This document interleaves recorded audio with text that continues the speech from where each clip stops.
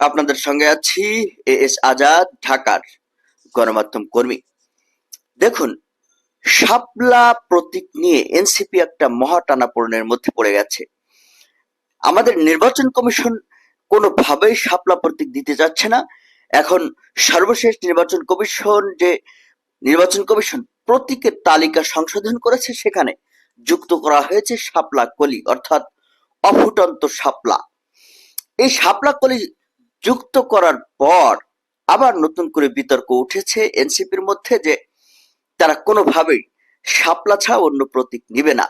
তবে সম্ভবত নির্বাচন কমিশন যে প্রতীকের তালিকা সংশোধন করে যে শাপলা কলি যুক্ত করেছে, মনে করা হচ্ছে এনসিপি কে এই শাপলা কলি প্রতীক দেওয়া হবে। এখন এনসিপি কে এই প্রতীক দেওয়া হলে দলটি তা গ্রহণ করবে কি করবে না এ নিয়ে নানা মতামত পাওয়া যাচ্ছে। এমনকি এনসিপির পক্ষ থেকে বলা হচ্ছে যে শাপলা ছাড়া তারা কোনো প্রতীকই গ্রহণ করবে না। দলটি বলছে যে শাপলা প্রশ্নে ছাড় দেবে না এনসিপি। দলটির মুখ্য সমন্বয়ক নাসির উদ্দিন পাটোয়ারি বলেছেন যে শাপলা প্রশ্নে তারা আপোষহীন, এ ব্যাপারে এক বিন্দু ছাড় নয়। নির্বাচন কমিশন এতদিন বলে আসছিল যে তাদের প্রতীক তালিকায় না থাকায় এই প্রতীক দেওয়া যাবে না।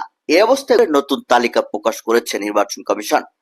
প্রজ্ঞাপনে নিবন্ধিত রাজনৈতিক দল ও স্বতন্ত্র প্রার্থীদের জন্য প্রতীকের তালিকা প্রকাশ করা হয়েছে। এতে শাপলা কলি সহ বেশ কিছু প্রতীক সংযোজন এবং বিয়োজন করা হয়েছে। এনসিপি নেতা নাসির উদ্দিন পাটোয়ারি বলছেন যে আপনারা তালিকায় শাপলাকে দ্রুত অন্তর্ভুক্ত করে এনসিপির যে অধিকার তা বুঝিয়ে দিন। ইতিমধ্যে আপনারা আমাদের অনেক দেরি করিয়েছেন বিএনপি ও জামায়াতকে সুবিধা দেওয়ার জন্য, জনগণের শক্তিকে চাপা দেওয়ার জন্য, যাতে আওয়ামী লীগকে নিয়ে আসতে পারেন।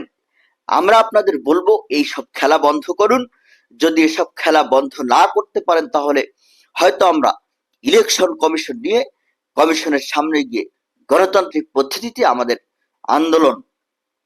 আন্দোলন চালিয়ে যাব এবং আপনাদের পদত্যাগ করাতে বাধ্য হব।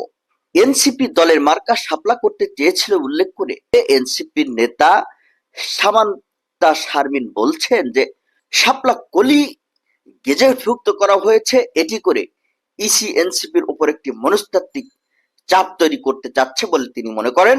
সামান্তা বলেন, নির্বাচন কমিশন কোন ধরনের কারণ, আইনি ব্যাখ্যা, সাংবিধানিক ব্যাখ্যা ছাড়া এটি করেছে। এই নির্বাচন কমিশনের পুনর্গঠন ছাড়া সুষ্ঠু নির্বাচন সম্ভব নয়।